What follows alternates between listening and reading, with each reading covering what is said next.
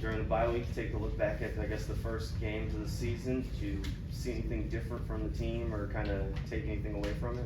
Yeah, we did pretty extensive self-scout in all three phases. And you look at when, especially offensively, you're on schedule, usually good things have occurred. And when you're off schedule, it's tough sledding. And we've got a couple different tweaks of how we want to try to get guys the ball and get our best players the ball in space, and how to stay a little bit better ahead of the chains and executing first and second down a little bit better so that third downs are a little bit more manageable. And we also looked at, pass rush and coverage in terms of limiting explosives, but also getting home a little bit more as well. So you look at all those things, and so much of it goes into it. These guys did a lot of work as a staff from a report and communicating that now to the players, and some of those things that you want to end up getting maybe tweaked, but we're not going to go and reinvent the wheel. How important is it to make sure that you maximize that bye week, not just the self-scout part, but also the guys kind of getting a chance to reset a little bit? Yeah, it's huge. We obviously had some guys a little nicked, and you go through some physical football games in the early part of the season, and so you need it. Everybody needs a reset and an opportunity to get away from it, spend some quality time with family and friends, and have that nice little mental and physical reset to now come into the building with everything ahead of us. Hey Liam, when you do meet as a staff last week and look at everything, how much is it confirming what you thought, or how much is it sort of groundbreaking? No, yeah, not much is groundbreaking. Like, you have a feeling, right? And what comes out is, statistics. You're looking at data, but also the big picture of, every game's its own entity. Like, the stats don't always align with the flow of a football game and what actually could have occurred or did occur within games.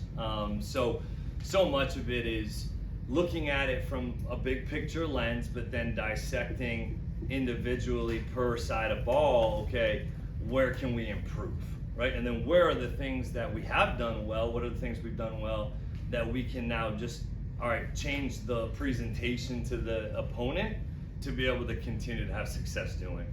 Go ahead, Jim. Did 7 games with Travis kind of give you the sample size you needed to see how maybe you wanted to look at his plan, tweak it, or whatever? Yeah, I think so. I think you look at the end of the last game against the Rams with he and Trevor building on a connection and making some plays towards the end of the game. Obviously, it was a little out of reach at the time, but you're still seeing competitive throws and catches in live action, which is something we've needed. So, you definitely look at how much more can he handle, how much more can we put him in a position to be successful on both offense and defense, and what does that look like? So it definitely gave us an opportunity as a staff to look at how we can continue to use him. How physical do you want these practices to be coming out of the bye, making sure they're ready for the Raiders? Yeah, we'll tweak our practice a little, where we'll go pads on Wednesday this week, just because there was no game this past Sunday. So we'll go pads on Wednesday, be able to get these guys going a little bit earlier on in the week, and then just go spiders on Thursday, helmets on Fridays. Today will be a helmets practice, about an hour on the grass, just get these guys back up and running, hearing the calls again, fundamentals, a lot of individual work. We'll do alignment assignment and just get them buzzing a little bit. Do you look at, when you're doing your self-scout stuff, do you look at it as a whole, or do you break down, I'm going to spend 2 hours looking at what Trevor's done and then 2 hours looking at what ETN's done, stuff like that? Yeah, it's more as a whole, but then it does get broken down to, run, pass, protection, and so you end up watching it a little bit more detailed that way as a staff, where you're saying, run game, these are our stats by run concept, these are the stats, or what show on the tape specifically versus stats. What are we best at? What is our runner best at? What is our O-line best at? What is our receivers best at running? And what is the quarterback ultimately most comfortable doing? So you get that information when you break it by, what is our run data and stats on mid-zone, wide zone, draws, transportations? you get a little bit more detail in the weeds of what those things that our players do best when you watch it that way. Is Trevor a guy that he needs to see it several times in a game situation before it really kind of connects with him, or is you there know, a I better think- way to explain that? No, I think that's fair for, you know, anytime you may see something that fits in a game plan that you can take advantage of on the defense, but maybe it's like a one-time play call, or you want to get something off versus a specific look, and you may be hunting up that look all game and not see it till a different time where you don't have that play called. So we're trying to get away from some of the game plan specific plays or looks, and hey man, let's try to go operate and execute our core principles, foundations, concepts, because the more times you rep something, the better off you are at any position, not especially though the quarterback position, because it's not just, okay, we want to throw it to number one because we want to manipulate the defense some way. Well, what if that's not open and you dialed that up for a different look and you just didn't get the right look you wanted? Well, now what's the other reads? Where does the check down go? And if you start creating new every week, I don't think that's usually a good thing for the quarterback. Hey, tough slug for Brian Thomas throughout this season with the drops and other things. I'm sure you've tried a lot of different things. How optimistic are you that the light will turn on for him? Yeah, I am very optimistic. You know, we have no plans on moving Brian Thomas Jr. At all. Saw something about that over the weekend. I talked to him for a good amount of time this morning, and it's just a good reset for a lot of these guys to come in fresh, 4-3 with everything ahead of us. Regardless, good, bad, or indifferent, what's happened in the first 7 games, we all have an opportunity to write a narrative. We own the narrative, and so I got a lot of confidence in him. I really do believe that we can turn the corner and get better in the pass game that way. Is there something you can put your finger on in terms of why the screen game Yeah. maybe hasn't been as effective? Great question. We just got done talking screens today.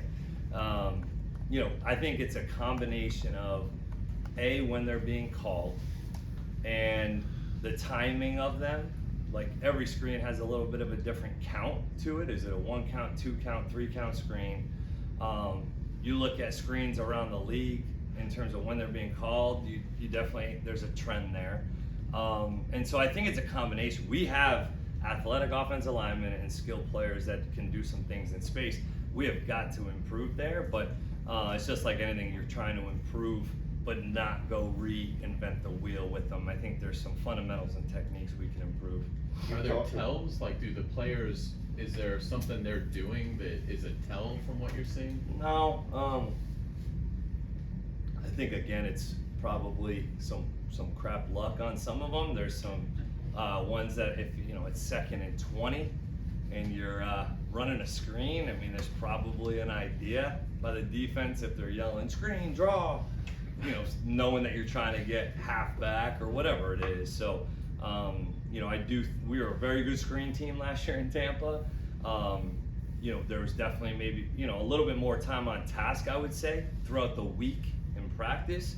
And so those are things that we're looking at, okay, if we want to improve in these areas, we need to put time on task in these areas, so. In the run game, Liam, how tough is it to be stubborn with it? And you said a couple times maybe you got away from it, but is it not, even if it's not working, do you feel like you still have to keep calling it?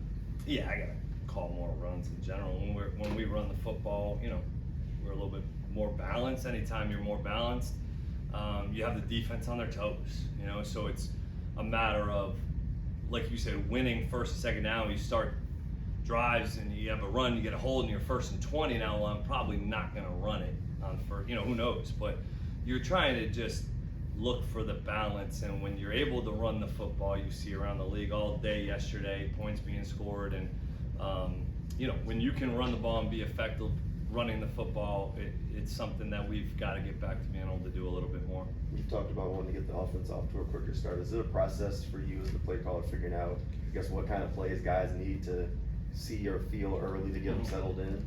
Absolutely, we looked at that as well as, you know, the starting fast element, and games that we've started fast on offense, we've been able to I don't want to say control the game, but just have a better feel early, gets our guys in a rhythm early, gets the quarterback confidence early. So we're looking at how can we kind of tweak, practice later in the week a little bit to say, all right, hey, these are the openers, guys, on Friday. Maybe get it to them a little bit early or whatever it is, so that, hey, they have a little bit better idea of what's going to get called earlier in the game, and try to get some of those things repped on Fridays. When you were a player, how much did you appreciate it when the coach said, that play call, what did I screw that thing up? And that was on me, and did that stick with you? It did. I thought when I was a player, Don Brown did it a lot as the head coach at UMass. He did a really nice job of just, we asked them to be accountable, right? The players, we want accountability from the players. Not to say it's their fault, it's just because then we can fix it and move on. When you just say, like, yeah, that was me, I gotta fix that. And so then there's an openness now to learn and grow from the mistake, and everybody can learn from that mistake. You're not correcting the player, you're correcting the play. And ultimately everybody can learn something from that. And then I thought Sean did a nice job of it as well when I was in LA, in terms of, like, yeah, there's a standard of execution that we hold and that we have, and that everybody is held to, and we're no different as coaches. And so I just think that when you can put a little bit on yourself and show, like, guys, like, I gotta, this isn't good enough by me either, it continues to hold each other accountable. With Greg Newsome, has his knowledge of the scheme lead to a bigger role this week? Yeah, I think, like Campy talked about this morning, that Greg's getting more and more comfortable. He did have some really good matchups last week. He had, a couple balls caught on his way where he's maybe a little deep in his zone, but man, when he's getting more and more comfortable, you saw him in man coverage a few times on Devontae and have some really good reps. So I think, you're starting to see a little bit more comfort level. He's very engaged in the meetings. Like, the guy sits on the edge of his chair, he's looking right at you in the eyes. You can tell it's important to him. So got a lot of belief that'll continue to improve. How important is it for the defensive tackles to come out of the bye and give you a little bit more? We need it. We need to, we've looked at, okay, how do we help them on early downs, create more of an edge and get some favorable matchups. We've looked at in the known passing situations, where are we putting these guys, and how can we continue, or how can we put them in better positions to be successful and get more ops on the quarterback. And also those guys have got to continue to do it on their own as well, right? If you're going to rush with some 4, we got to go win. And so we're going to make an emphasis of it and continue to coach the heck out of it. But we did do a little bit of think tanking as a staff over the week on how we can do that, and creating our angles and matchups, and also being able to, in base defense, how are we moving some of these pieces around in order to give us favorable matchups on who we think we can win on versus the O-line. Is there any benefit for you during the bye week to kind of take a step back and see what other teams are kind of doing around the league? Oh, I watched every game of around the NFL last week, during the time off. And so, you're trying to look at teams that you're, I guess you could say, quote unquote, similar to in ways, but also taking a look around the league at other teams that maybe aren't using the similar system or the same system, and just see what trends are going around. And it's not just about that. It's like, all right, if you're playing a cover 3, right? We're going to see version of cover 3 almost weekly. Well, what concepts around the league are attacking that coverage, or cover 4 or cover 6? It's not like, all right, we want to steal what what are good concepts that are continuing to show up around the league that attack people's core, principles and fundamentals and techniques. When you said you watched every game around the league, you meant every game since week 1 or every game last week? Last week. Okay. Yeah, I just did the weeks, last week. I typically do that throughout the week, like Monday, Tuesday, try to get a little bit ahead of around the league tape. We do a great job, the video staff and our offensive assistants and defensive assistants will somewhat break down around the league. You know, we use PFF data to be able to, all right, let me just pull up all the explosive passes from this week around the league, explosive runs, red zone touchdowns, things like that help you sort it a little bit better, so you're not just sitting there like watching every play. So thank God for that, because I'd be lost. Thanks, Thanks, guys.